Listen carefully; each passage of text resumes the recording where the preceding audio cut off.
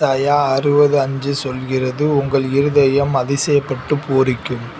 உங்கள் இருதயம் கலங்காமலும் பயப்படாமலும் இருப்பதாக. இருதயத்தில் சுத்தமுள்ளவர்கள் ஆசீர்வதிக்கப்பட்டவர்கள். தேவன் நம்மிடம், உன் இருதயத்தை எனக்குத் தா என்றே கேட்கிறார். கர்த்தருடைய பரிசுத்த நாமத்தை நாம் நம்பியிருக்கிறபடியால் நம்முடைய இருதயம் கர்த்தருக்குள் களிகூரும். நான் சிறுமையும் எளிமையுமானவன், என் இருதயம் உறுதியாயிருக்கும்.